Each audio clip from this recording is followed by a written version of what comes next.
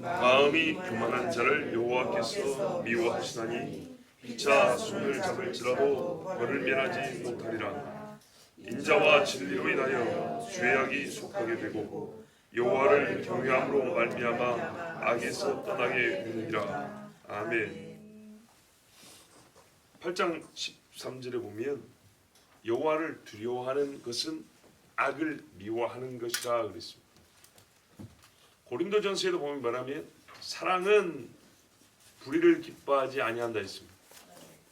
말씀의 뜻을 보면 하나님을 두려워하는 것, 하나님을 사랑하는 것 공이 다 하나님이 미워하는 것을 미워하고 하나님이 좋아하는 것을 좋아하는 것이라 그렇게 우리는 알 수 있습니다.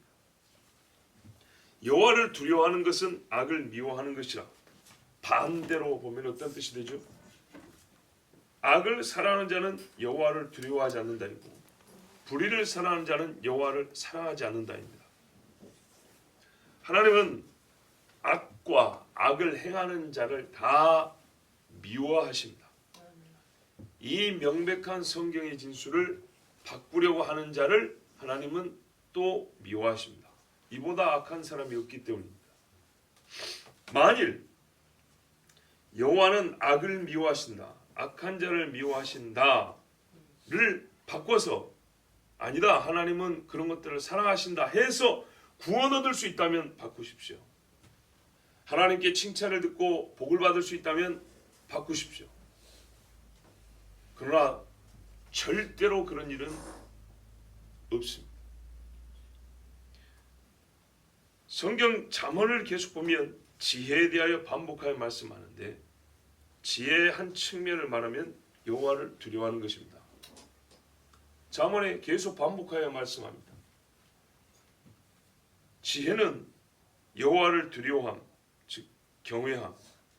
경외함이란 말이 느낌은 장엄하나 우리에게 실천적으로는 두려워함보다는 못한 번역입니다. 말씀 그대로는 두려워합니다. 두려워한다입니다. 훨씬 더 우리에게 실제적으로 다가오고 우리가 실천하기에 이해하기도 쉽고 행하기에도 빠른 말씀이 두려워하다입니다. 지혜는 여호와를 두려워하는 것과 같아서 지혜 역시 악을 미워합니다. 잠언에 보세요. 지혜를 가르치면서 악에서 떠나라, 떠나라, 떠나라 계속 반복합니다. 여호와는 에서와 바로와 고라와 사울과 벨사사를 미워하셨습니다. 교만의 대가가 무엇인지 잘 보십시오. 그리고 교만을 붙잡든지 놓든지 결정하십시오. 잠언은 짤막짤막하게 우리에게 아주 단순하지만 확실한 진리를 가르쳐줍니다. 크게 설득하지 않습니다. 결정을 촉구하지 길게 설명하지 않습니다. 왜 길게 설명하지 않냐? 다 아는 바이기 때문입니다. 얼마 전에 믿지 않는 자 두 사람과 잠깐 교제하고 대화하고 밥을 먹은 적이 있다고 한번 말씀드렸습니다.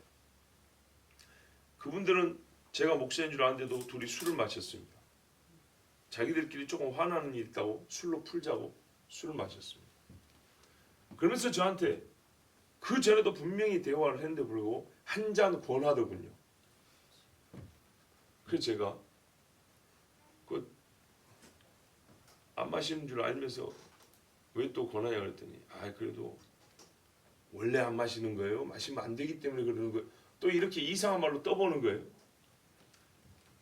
맞아, 저번에 그 이야기 다 했죠. 그러면서도 꼭 한 사람은, 그 중에 조금 더 악하게 보이는 사람은 또 저보다 나이가 많으니까 이렇게 떠보는 거예요. 그래서 제가 옛날 이야기 하나 더 해도 되겠습니까? 하라 그러더라고요. 제가 28살 때 전도사 사역 첫 시작했는데 한 달 정도 내가 사는 방에, 자취방에 사촌이자 친구인 친구가 한 달 같이 살았습니다.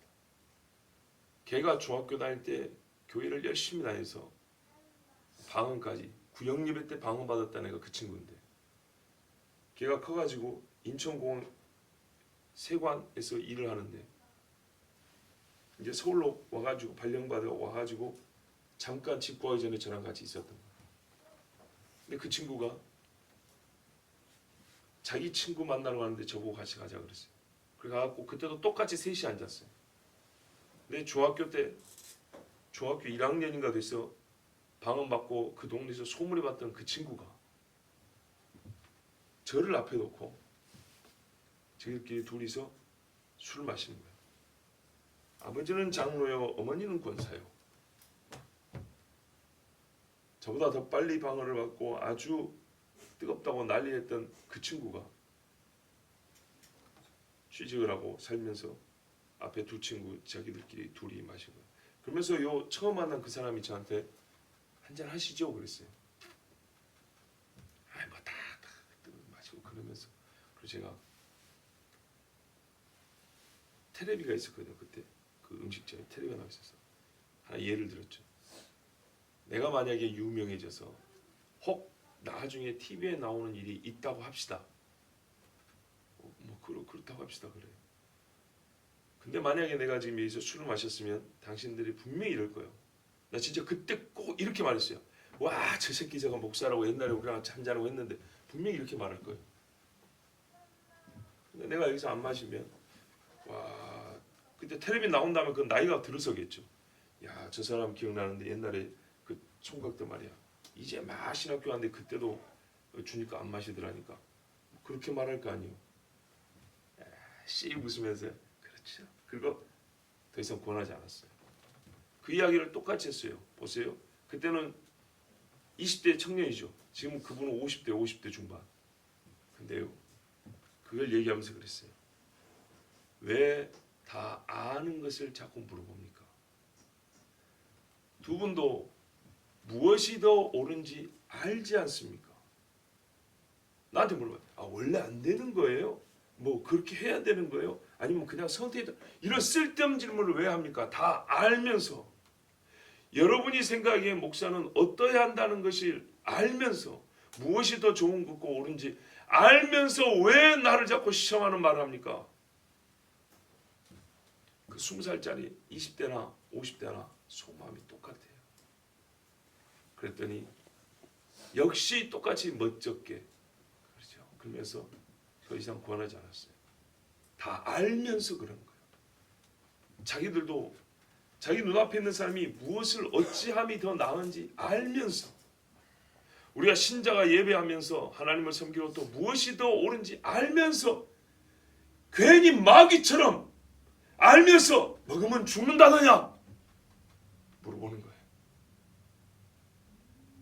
그걸 꼭 다시 들으면 얼마나 부끄럽습니까? 질문한 자기가 얼마나 부끄러워집니까? 그렇게 어리석게 합니다. 그날 하와도 마귀한테 한마디면 마귀를 부끄럽게 할 수 있었어요. 너 다 알면서 왜 이렇게 말장난을 하냐? 그런데 그 말장난에 넘어갔어요. 자기도 알잖아요. 알면서 모르는 사람의 자리에 같이 서버렸어요. 마귀도 알고 하와도 알고 아담도 알고 셋 다 아는데 셋 다 아는 존재가 모르는 사람인 것처럼 모르는 존재인 것처럼 그럼 다시 한번 우리 잘 모르니까 시작해 볼까? 여러분 이미 가르쳐준 것을 모르는 자로 스스로 행사하면 어떻게 되는지 아십니까? 반드시 잘못된 길로 들어갑니다. 하나님을 두려워하라는 것을 알면서 다르는 말로 바꾼다거나 다른 더 나은 길이 있다거나 두려워한 말고 조금 더 유연한 말이 없을까? 조금 더 부드러운 말 없을까? 조금 더 우리의 마음을 편하게 하는 말 없을까? 결과는 같은데 과정은 조금 수월하게 하는 방법 없을까? 천만에요. 없습니다. 경건의 일기를 육의 연단이 필요한 것처럼 마음의 생각의 바꿈, 감정의 변화, 성경대로 가야 됩니다. 다른 방법은 없습니다. 바울처럼 ቁ꾸라고 두려워할 줄 알아야 됩니다. 다윗도 여러분 하나님을 사랑하지만 하나님이 무서워서 사울을 안 쳤어요. 무서워서. 성경에 보세요. 뭐라고 하냐? 아주 놀라운 말씀이 있습니다. 백성이 여호수아를 두려워함이 모세를 두려워함같이 하였더라 이렇게 했어요. 중요한 요소입니다. 만약에 두려워하지 않았다면 모세를 따르지 않습니다. 여호수아를 두려워하지 않았다면 가나안에 들어가지 않습니다. 가나안 백성과 싸우는 것보다 여호수아를 더 두려웠다는 얘기입니다. 여호수아를 두려웠다는 말은 하나님을 두려웠다는 말입니다. 베드로 앞에 아나니아 삽비라가 있어요. 너희가 성령을 속이는 것을 겁을 내지 않는구나. 자기가 눈앞에 있으면서도 성령이라고 말했어요. 자기가 성령이라는 뜻이 아니죠. 성령이 지금 베드로를 통하여 교회를 세우고 지금 이제 막 일으키고 있는데 하나님을 두려워하지 않으니까 하나님이 사용하시는 사람 앞에서도 서슴없이 거짓말을 하는 거예요. 엘리야를 두려워한 사람은 하나님을 두려워하는 사람이었고 엘리사를 조심한 사람은 하나님을 조심하는 사람이었어요. 이거는 성경에서 명확한 사실입니다. 이 교만한 사람들은 하나님이 미워하는 줄 알면서도 애써 부인합니다. 그러면서 어떻게 하냐? 교만한 자끼리 연합전선을 펴니다. 5절 후반부를 보세요. 피차 손을 잡을지라도 벌을 면하지 못하리라. 교만한 자들은 손을 서로 잡기를 좋아합니다. 왜 잡은가? 교만한 자는 스스로 우월하다고 강하다, 능하다 생각합니다. 자기 자신을. 그런다고 나는 못난이다, 나는 개똥벌레 이렇게 생각하는 게 좋다는 말은 아닙니다. 하나님이 판단하시는 대로 판단하는 겁니다. 예. 그런데 하나님의 판단 이상으로 자기 자신을 높게 생각하는 마음을 교만이라고 합니다. 그리고 그 교만이 실제로 행해질 때의 태도를 우리는 거만이라고 합니다. 개념을 약간 구분지으면 이런 뉘앙스 차이가 있습니다. 교만은 마음의 높아짐이라면 거만은 마음의 높아짐이 이렇게 턱이 높아짐으로 이럴 때 거만이라고 합니다. 자기와 비슷한 사람들과 손을 잡기에 교만한 사람들은 교만한 사람 같이 놉니다. 술 친구가 있는 것처럼. 많이 잡을수록 안전도가 높아지고 무슨 일을 하더라도 실패율이 떨어지죠. 이왕이면 우리가 무슨 일 할 때 혼자 하는 것보다 같이 하면 더 좋죠. 교만한 사람들도 마찬가지예요. 교만한 생각에서 나오는 그 일을 할 때 자기들도 알아요. 교만하다는 것을. 그렇지만 사람이 많이 모여있고 함께하면 누군가 교만하다는 말 자체도 하기가 힘들어져요. 비난도를 떨어뜨리고 또 교만한 마음으로 하는 일의 성공률은 높이고 그래서 손을 잡아요. 이와 같은 마음들, 그렇게 손을 잡으면 자연스럽게 어떤 일이 벌어지냐? 자기 행위에 대하여 정당하지 못한 자신감이 생겨요. 다윗과 함께한 친구들이 의로운 일을 하기 때문에 자신감이 생기는 것하고 달리 불의한 자들은 역시 끼리끼리 모이면 자신감이 생겨요. 조폭도 혼자 싸우는 것보다 10명이 싸우면 훨씬 자신감이 생기죠. 20년 전에 나온 친구라는 영화 있잖아요. 함께할 때 우리는 아무것도 두렵지 않았다. 그 친구들이 뭘 했습니까 도대체? 더욱 교만한 마음이 거만한 태도와 자세를 낳게 이릅니다. 겸손에 대하여는 이름으로만 아는 자로 인생을 마칩니다. 그 좋은 단어가 있고 그 좋은 교훈과 덕목이 있지만 일생을 살면서 한쪽은 이름만 알고 한쪽은 누구보다도 앞서서 실천하는 자. 교만과 거만한 자는 실천으로 이것이 교만이야 거만이야고 모든 사람이 가르쳐주고 죽은 사람. 손을 잡은 교만한 자들입니다. 이 사람들은 자기들의 꿈과 희망과는 정반대로 벌을 면하지 못합니다. 벌을 면하고 싶어서 손을 잡았겠죠. 그러나 절대로 면할 수 없습니다. 손을 잡을지라도 성공하지 못하리라. 손에 손을 잡아도 교만한 자는 평안하지 못하리라. 이렇게 말을 해도 충분한 교훈이 되지만 하나님의 말씀은 그렇게 끝내지 않습니다. 성공하지 못하리라, 실패하리라가 아니라 너희는 벌을 면하지 못하리라. 하나님과의 관계에서 교만을 설명해 줍니다.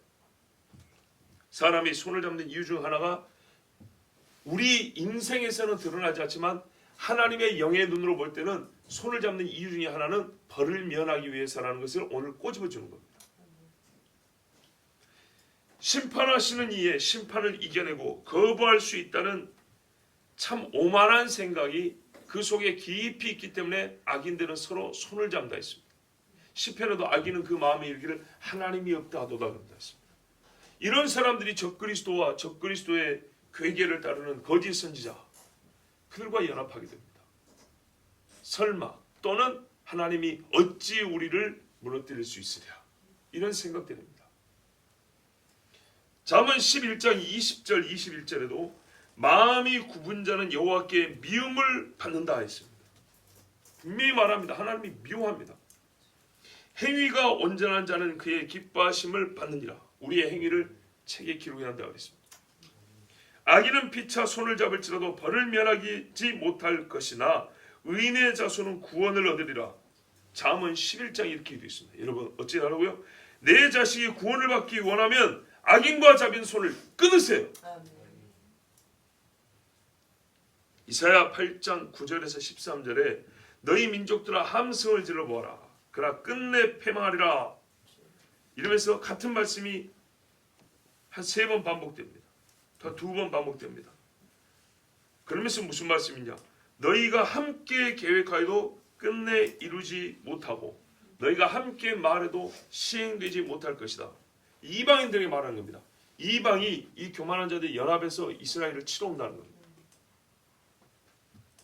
이때 하나님이 이스라엘 통해 뭐라냐? 너희가 아무리 손을 잡고 이스라엘을 치러 와도 성공하지 못한다. 왜? 여호와께서 우리와 함께 계십니다. 하나님이 함께 계시기 때문에 안 된다 했어요. 그러면서 하나님이 이스라엘에는 너희가 그들이 무서워서 이방인의 길로 가지 말고 그들을 두려워하지 말고 겁내지 마라. 만군의 여호와 그를 너희가 거룩하다 하고 그를 너희가 두려워하며 무서워할 자로 삼으라 그랬어요. 보십시오. 악인들이 아무리 하나님이 지켜준다 해도 안 될 걸, 우리가 이렇게 연합해서 안 될 걸 이러고 온다는 거예요. 악인들이 손을 잡고. 그러나 이스라엘이 뭐라 그래요? 너희 친구가 아무도 없고 너밖에 없을지라도 하나님만 두려워하라. 그러면 내가 너희를 지켜주리라 그랬습니다. 여호와 앞에 교만한 자는 그러면 어떻게 해야 됩니까? 자기들끼리 손을 잡아서 잘 살아보겠다 해도 안 됩니다. 벌을 면하지 못합니다. 그럼 어떻게 하면 되죠? 문제는 벌을 받을 수밖에 없다는 게 제일 문제 아닙니까? 벌을 안 받는 사람이 되면 되겠죠. 손을 잡아서 하나님의 벌을 피하겠다 하지 말고 변화돼서 하나님의 복을 받겠다 하면 될 거 아닙니까? 그래서 길을 가르쳐 줍니다. 하나님은 항상 역시 교만한 자를 미워한다는 일관된 말씀같이 살 길도 딱 하나 가르쳐 줍니다. 인자와 진리로 인하여 죄악이 속해진다. 긍휼과 진리로 말미암아 불법이 정결하게 된다 했습니다. 여호와 앞에 교만한 자는요, 그 교만을 어떻게 깨뜨릴 수 있는가? 자기 힘으로 훈련으로 절대 안 됩니다. 결코 안 됩니다. 여러분, 교만은 여러 가지 이 질이 있습니다. 그냥 나보다 높아지기 위한 애를 쓰는 교만도 있고, 자기의 부끄러움을 부인하여 떨어짐을 막으려는 교만도 있고, 그렇죠. 또 어떤 영역에서는 사뭇 겸손하게 보이지만 이건 교만으로, 즉 높아지기 위한 과정으로서 잠시 자기를 낮추는 수도 있고, 즉 속임에 능한 교만도 있고, 여러 가지가 있습니다.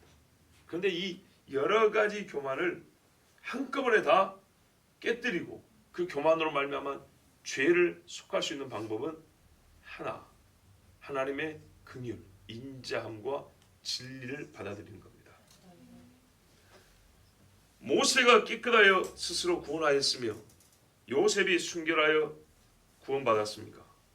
바울은 양심이 선해서 구원받았고, 요한은 오래 살면서 로마에 복종하지 않아 구원받았습니까? 아닙니다. 모세는 온유함이 지면의 모든 사람보다 승하였지만 온유함은 잘했으나 그것이 구원한 건 아닙니다. 요한이 로마에 복종하지 않은 것은 잘한 일이나 그 복종하지 않음이 그를 구원한 건 아닙니다. 예수 피가 그를 구원했기 때문에 그가 로마에 복종하지 않은 것이죠.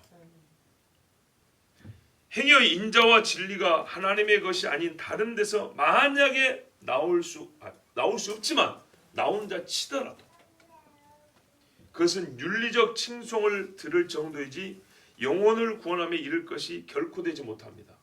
예수 믿지 않은 사람들 중에도 참 마음이 따뜻하고 남을 불쌍히 여길 줄 아는 사람이 있어요. 진리에 합한 말을 간혹 할 줄 아는 사람들도 있어요. 그러나 그것은 그 부분만 잘한 것이에요. 그 일만 윤리적으로 박수 받을 만한 일이에요. 오히려 예수 믿는 나보다 잘해서 내가 좀 부끄러워할 일이지. 그러나 그것이 그를 구원하지는 못해요. 그건 인자와 진리의 한 부분을 흉내내고 일부분을 가지고 있는 것일 뿐이에요. 그것도 잠시. 영원한 인자와 진리 안에 우리가 들어가지 않는다면 아무도 구원받지 못합니다. 구원받지 못할 뿐만 아니라 말씀에 따르면 교만이라는 못된 성질 하나도 제거하지를 못합니다. 로마 가톨릭과 그와 유사한 가짜 신앙을 주장하는 자들은 6절 전반부를 사람이 자기 의로 연옥에 들어간다고 가르치는데 사용합니다. 모든 사람이 죄를 지어서 지옥에 떨어져야 되는데 우리는 연옥에 갈 수 있습니다. 어느 정도로요? 인자와 진리를 행하십시오. 그러면 우리는 천국에는 못 가도 연옥에 들어갑니다. 그 부족본은 연옥에서 뜨끈뜨끈한 불맛을 보면 깨끗해져서 천국으로 승격합니다. 그 연옥 교리를 주장하는데 이 말씀을 씁니다. 인자와 진리의 주체를 사람으로 보는 겁니다. 간혹 성경에 보면 다니엘서 4장에도 이런 말이 있죠. 느부갓네살이 꿈을 꾸는데 큰 나무가 있는데 베어버리잖아요. 다니엘이 훈계를 합니다. 그러므로 왕이시여 공의를 행하고 가난한 자를 구제하고 억울한 자를 풀어주고 그렇게 하십시오. 그러면 이 베이는 데서 당신이 면함을 받으리다. 봐라. 느부갓네살 이방인이 하나님 이렇게 베는 데서 면함을 받기 위해서는 구제도 하고 억울한 사람도 풀어주고 나라를 바르게 잘 다스리면 된다고 하지 않냐. 바로 이렇게 사람의 자기 의로 이렇게 하면은 연옥은 가는 거지. 이렇게 가르칩니다. 여러분, 느부갓네살 왕이 나무에서 베어지고 베어지지 않고 이것이 구원을 얘기하는 거였습니까? 아니죠.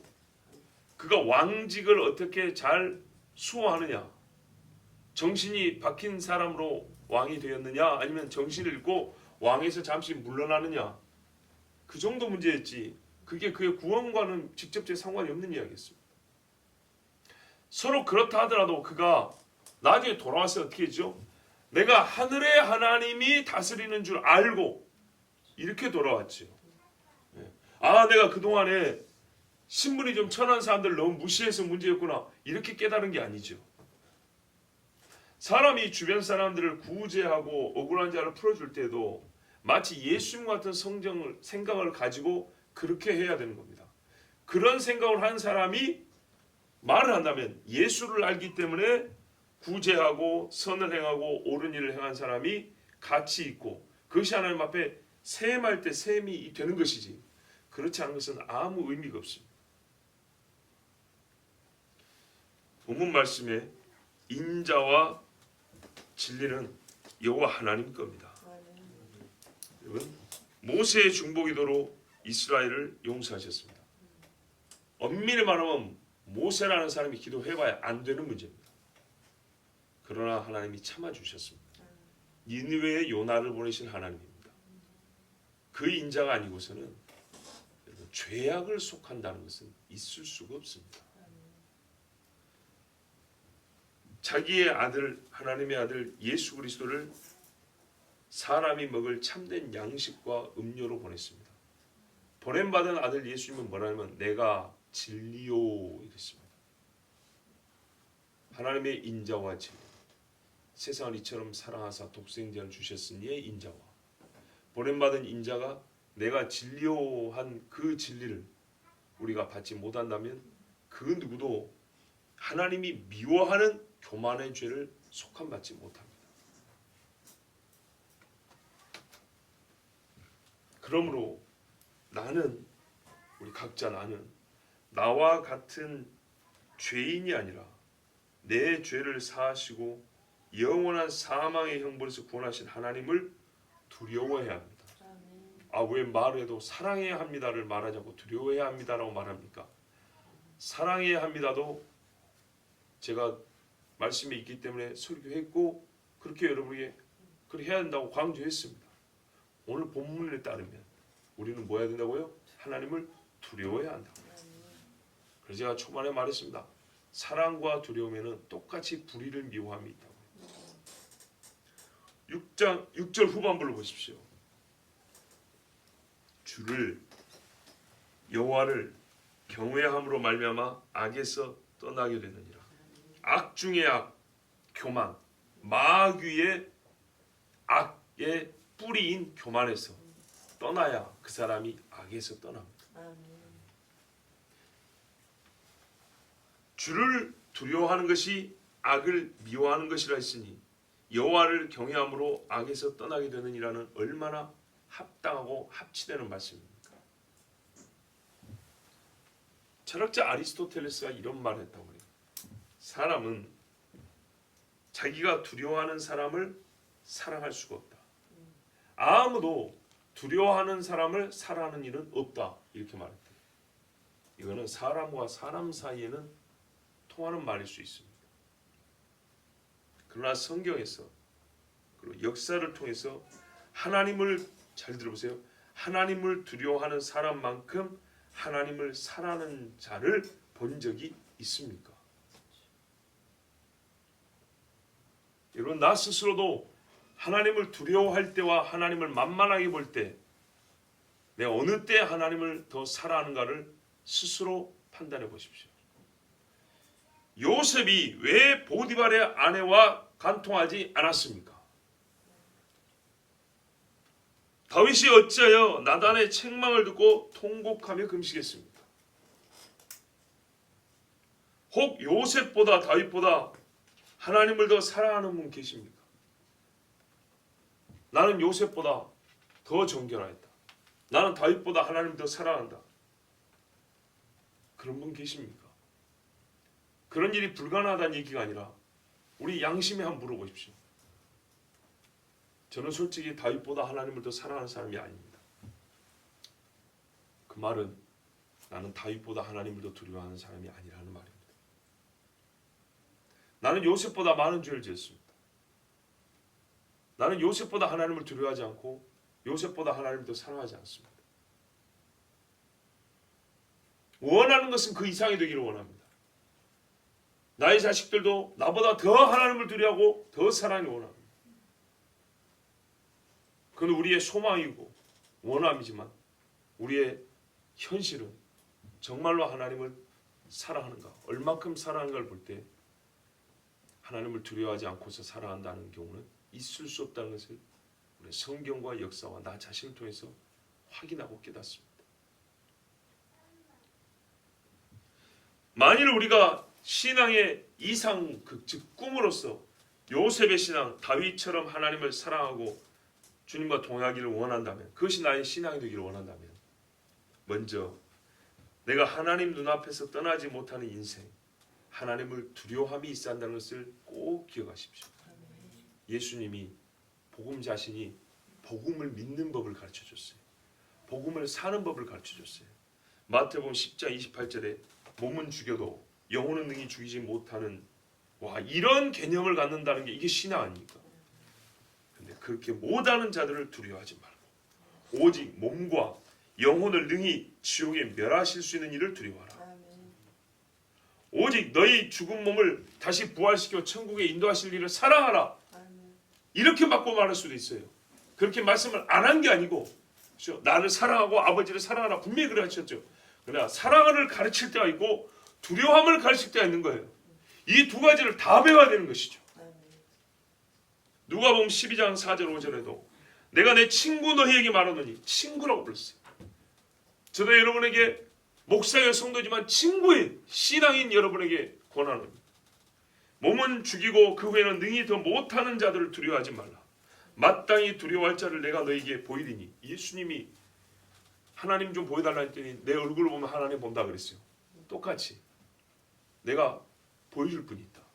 너희가 생각하지 않고 사는데 두려워할 분을 보여준다.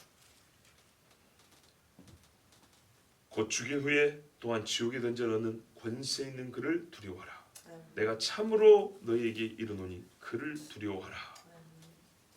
부모가 자식을 키울 때 두려워할 것이 없게 키웠기 때문에 도둑질과 강간에서 떠난 자가 한 명이 있다 친다면 부모가 두려워할 것 없게 길러서 그래서 아이가 윤리적이고 도덕적으로 잘 큰 애가 한 명이 만약에 있다 하면 그걸 표본으로 삼아서 교과서로 만들 일이 아니에요. 부모가 자녀에게 두려워할 리가 있다는 걸 가르쳐서 죄를 짓지 않냐고 정직하게 살아가는 10만 명을 교과서에다 실어야 되지 않겠습니까? 즉 하나도 매를 때리지 않아서 키웠더니 애가 이렇게 잘 컸다고 말하는 사람이 한 명이 있다면 실제 세계에서는 부모에게 종아리에 회초를 맞고 컸기 때문에 남의 것에 손을 댔다가도 손을 당장 놓는 100만 명의 이 땅의 아이들이 자랐다는 것을 50년 60년 전에 그렇게 아이들이 컸다는 것을 오히려 도덕교과서에 실어서 가르쳐야 되지 않겠습니까? 여러분 하나님을 두려워하는 자가 한 사람도 없는 도시에서 밤길을 나는 안전하게 걱정 없이 걸을 수 있다는 분 손 들어보세요. 반대로 100% 하나님을 두려워하는 자로 채워진 도시에서 나는 문을 잠그지 않고도 살 수 있다. 여인의 몸으로 밤 11시에도 밤길을 혼자 걸어도 걱정이 없다. 됩니까? 안 됩니까? 되죠. 저는 분명히 교회 다닌다고 얘기 안 했어요. 하나님을 두려워하는 자라고 그런 말했어요. 이게 현실인 줄 알면서 왜 딴소리를 하고 다르게 물어봅니까? 알면서 뭘 더 듣고 싶고 무슨 다른 대답이 필요해서 왜 알면서 뭐 꼭 그런 거 왜 이렇게 물어봅니까? 내 자신에 물어보면 말이 답이 나오는데 하나님을 알지 못하는 사람이 도덕교육을 대학원까지 배운 사람 윤리학자 박사로 가득한 100명의 도시라 있다 할지라도 밤길을 겁이 나서 못 걷습니다. 그러나 세상의 도덕교육은 잘 못 받아도 진짜 같이 모여서 예배하고 하나님을 두려워하는 자 하나님 앞에 무릎 꿇는 자로 채워진 도시라면 전혀 걱정 없이 다닐 수가 있습니다.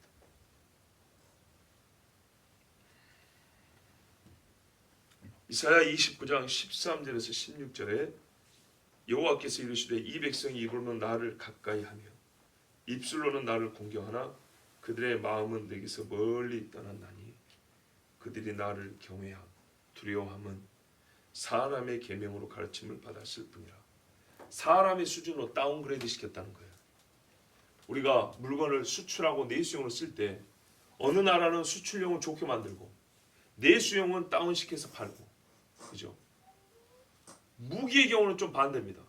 자국을 방어해야 되기 때문에 우리나라가 만든 무기를 우리나라를 위해 쓸 때는 정상으로 쓰고 다른 나라에 팔 때는 다운시켜서 파는 경우가 많습니다. 하나님 앞에서 두려워함을 가르칠 때는 꼭 사람들이 다운시켜서 가르치더라는 거예요. 다른 계명을 가르칠 때는 잘 안 그래요. 뭐 그런 경우도 들었지만 이 부분만큼은 거의 100%라는 거예요. 하나님을 경외함에 대하여 두려워함에 대하여 가르칠 때는 그 두려워함이라는 말 자체가 부정적인 뉘앙스가 있고 부담이 되기 때문에 다운시켜서 가르치고 그 다운된 수준에서 배워서 한평생을 살다가 죽는 거예요. 그걸 제대로 가르쳤으면 진짜 두려워할 필요도 없었던 삶, 걱정 없이 살아도 되는 삶을 오히려 하나님에서 두려울 것을 빼버리니까 다른 데서 두려울 것이 10배, 100배 늘어나가지고 이렇게 고생하면서 사는 겁니다. 어려서부터 잘 생각해보세요. 내가 하나님을 두려워해서 자녀에게 철저하게 가르쳤다면 얘가 20살에 대해서 집 나가 살 때 걱정할 필요가 있을까요? 내 아이의 부정한 행실에 대해서는 걱정할 필요가 없습니다. 뭐 그럼에도 부모는 염려도 기도하죠. 그렇지만은 어려서부터 행실이 좋지 않아요. 그러면 훨씬 더 큰 걱정을 해야 됩니다. 성경에 이사야 29장에 계속 이렇게 말합니다. 자기의 계획을 여호와께 깊이 숨기려 하는 자들은 화 있을진저. 바리새인과 서기관들은 화 있을진저. 똑같습니다. 그들의 속에 뭐가 숨겨 있었습니까? 입으로는 주의하고 여호와의 말씀을 읽었지만 속으로는 사람의 영광을 구하였다 했습니다. 숨겼으나 예수 앞에 숨겨지지 못했습니다. 너희의 패역함이 심하도다. 왜요? 어두운 데서 일을 행하면서 누가 우리를 보랴 그랬어요. 악한 자들이 손잡고 깜깜한데 일하면서 이렇게 어두운데 누가 우리를 보랴. 그래서 하나님 뭐래요? 그 정도 생각하면 너희의 마음은 썩은 것이 심히 심하도다. 냄새가 풀풀 난다. 토기장이를 어찌 진흙같이 여기겠느냐. 그 말이죠. 예레미야는 이렇게 말했죠. 토기장이가 진흙 한 덩어리를 갖고 귀 있을 그릇과 천이 있을 것을 만들지 못하겠느냐. 이렇게 말했죠. 착각하지 마라. 근데 이사야는 훨씬 더 무서운 말을 했어요. 너희는 토기장이하고 진흙의 위치를 바꿔버렸다고요. 그래서 패역하고 썩은 마음이라 했어요. 지음을 받은 물건이 어찌 자기를 지은 이에게 대하여 이르기를 그가 나를 짓지 아니하였다 하겠으며 빚음을 받은 물건이 자기를 빚은 이에게 대하여 이르기를 그가 총명이 없다 하겠느냐. 하나님이 참 총명이 없어서 사람을 이 모양으로 인도하더라니까. 저 사람 저렇게 해면 내가 보기에는 하나님이 저렇게 해주면 더 잘 될 거고 더 성공할 건데 왜 하나님이 자기를 믿는 사람을 저렇게밖에 못 다스리는가. 스스로 더 지혜롭다고 생각하는 거예요. 하나님이 총명이 없다. 이런 교만한 마음 하나님이 미워합니다. 조영기 목사님이 얼마 전에 돌아가셨습니다. 그의 공고화가 있다 합니다만 70년대, 80년대 조금 더 가서 90년대 초반까지 정말 많은 사람을 깨웠던 것은 분명한 사실입니다. 그의 가정이, 자녀들이 또 그 목사님의 사역의 후반부와 초반부 같았으면 더 좋았겠지만 어쨌든 저는 그분이 젊어서 하나님 앞에 열심히 했던 그 부분만큼은 사실 제가 쫓아갈 수 없는 참 훌륭하다고 그렇게 생각합니다. 그런데 그 목사님의 설교를 많이 들었던 분들 중에 사역을 5, 60년 했지 않습니까? 몇 년부터 시작했는지 정확히 안 모르지만 아마 60년대부터 시작했던 걸로 그렇게 알고 있는데 그러면 돌아가실 때까지 은퇴 후에도 계속 설교도 하셨으니까 보면 어림잡아 여러분 한 60년 가까이 사역을 한 것이죠. 근데 그 목사님이 설교를 젊어서부터 많이 들은 분이 이런 말을 했어요. 조영기 목사님이 반복하고 반복한 설교는 심은 대로 거둔다였다.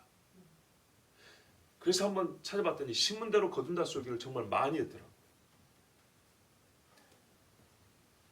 너무 중요했기 때문이죠. 그러면 예수 믿으라 소리 안 했느냐? 그건 당연한 이야기고, 예, 예수 믿으세요 구원받습니다라는 말은 회개하세요 당연한 이야기고, 그 외에 신앙에 있어서 신앙의 뼈대를 세우는 데 있어서 반복하여 가르친 설교가 심은 대로 거둔다 했다 합니다. 저는 감히 연조로거나 사역의 능력과 권위로 보나 비교가 안 되지만 그 말을 듣고 제 자신 한번 돌아봤어요. 이제 한 15년 됐는데 한번 돌아보니까 나는 뭔 말을 많이 했을까? 세어보진 않았지만 딱 떠오르는 게 제일 많이 한 거 아니겠습니까? 보니까 하나님을 두려워하라 했어요. 하나님을 두려워하라는 말을 제 주변에 많은 사역자들이 같이 있었기 때문에 확실히 그분들보다는 많이 했어요. 그런데 오늘 말씀을 보니까 역시 하나님을 두려워하라는 말이 보세요. 이렇게 잠언에도 자주 나옵니다. 하나님을 두려워함은 성경에서 질릴 정도로 반복하여 명하는 말씀입니다. 그래서 저도 여러분에게 정말 귀에 딱지가 않도록 진절머리가 날 정도로 반복하여 말합니다. 하나님을 두려워하십시오. 이렇게 반복하는 것은 하나님의 말씀을 더하지도 아니하고 덜하지도 아니하려 함입니다. 전도서 3장 14절에 말씀하기를 하나님께서 행하시는 모든 것은 영원히 있을 것이라 그 위에 더할 수도 없고 그것에도 덜할 수도 없나니 하나님이 이같이 행하시면 사람들이 그의 앞에서 경외하게 두려워하게 하려 하심인 줄을 내가 알았도다. 그래서 저는 덜하지도 아니하고 더하지도 아니하고 성경에서 하나님을 두려워하라는 말이 있을 때마다 여러분에게 더하거나 빼지 아니하고 그대로 말합니다. 하나님을 두려워하십시오. 이게 사는 길입니다. 그러므로 성도 여러분, 여호와를 두려워하십시오. 두려워하되 어느 정도로 두려워야 되냐? 하나님은요 우리에게 두려움의 정도를 가르쳐줍니다. 아까 예수님 하신 말씀에 사람을 두려워하지 마라 그랬죠. 마귀를 두려워하지 말아시죠. 그런데요, 그 정도는요, 그 악한 것들을 두려워하지 않는 정도지만 하나님은요, 모든 아버지의 말씀의 뜻에 따라 뭘 줘요? 희락을 준다 그랬어요. 이 원칙은 두려움에도 통합니다. 얼마나 두려워야 되냐? 우리가 하나님의 말씀에 순종을 어느 정도냐? 이 일을 행함으로 결과로 순종의 결과로 희락을 느낄 때 이게 진짜로 순종한 겁니다. 그게 해야 할 정도까지 순종한 겁니다. 개인적으로 우쭐한 것은 아직 순종이 덜 된 거예요. 근데 어느 정도 순종이 가장 성경적 기준으로 완전한 순종, 하나님이 받으실 만한 순종이냐? 정말 마음에 벅차오르는 감격, 희락이 있을 때, 하나님의 의와 평강과 희락이죠. 예, 요 세 가지가 공이 나의 행위로 말미암아 하나님으로부터 주어질 때, 그때 그 순종이 옳은 거예요. 두려움에 대하여도 마찬가지예요. 두려워하라 그랬죠. 그럼 두려워함의 행동이 1차적으로 의로운 행동이겠죠. 그런데 마음에 하나님을 두려움이 없어지죠. 하나님을 두려워하기 때문에 두려움이 없어지는 겁니다. 그리고 하나님이 주시는 즐거움, 희락이 있습니다. 즉 악을 미워하여 시작하여 즐거움을 맛보기까지, 거기까지가 우리가 하나님을 두려워할 정도입니다. 여호와를 두려워함이라는 길을 통과한 여호와를 즐거워함에 이를 때까지 주를 두려워하십시오. 여호와를 두려워함이라는 길을 걸었어요. 팻말이 있어요. 여호와를 두려워함이라는 길 이름이에요. 이 길을 걸었더니 끝에 가니까 이어지는 길이 있어요. 여호와를 즐거워함이라는 길이 있어요. 여기를 통과한 즐거움을 얻을 때까지 하나님 반드시 그렇게 해준다고 그랬어요. 시편 2편 11절에 두려움으로 여호와를 섬기고 떨림으로 즐거워라 그랬어요. 이것이 11월 내 삶의 고유한 성격이 됩니다. 내 신앙을 우리가 여러 가지 설명하는 말이 있을 때 11월에는 특별히 여러분 일평생 있어야 되지만 우리가 다시 한번 시작해보자. 누군가의 나의 신앙을 어떤 성격의 신앙이냐라고 말할 때 참 하나님을 두려워하는 자의 신앙이다. 그런데 저 사람에서는 벌벌 떠는 게 보이지 않고 웃음이 보인다. 미소가 보인다. 이게 바로 하나님을 두려워하는 겁니다. 바르게. 이제는 말이죠. 우리에게 나타나야 될 신앙의 열매입니다. 여러분, 코로나를 두려워하면서도 우리가 이겨서 하나님 앞에 예배하고 즐거워하지 않았습니까? 바로 비유하자면 이와 같은 예배가 내 삶의 모든 영역에서 나타나면 되는 겁니다. 세상의 그 무엇을 두려워할 것보다 하나님을 더 두려워해요. 세상의 그 무엇을 사랑할 것보다 하나님을 더 사랑해서 세상 사람들에게는 욕을 듣지만 나는 하나님 앞에서 마주 볼 수 있고 웃음을 지을 수 있는 그 신앙. 사람들이 보기에 참 저 사람들은 특이하다.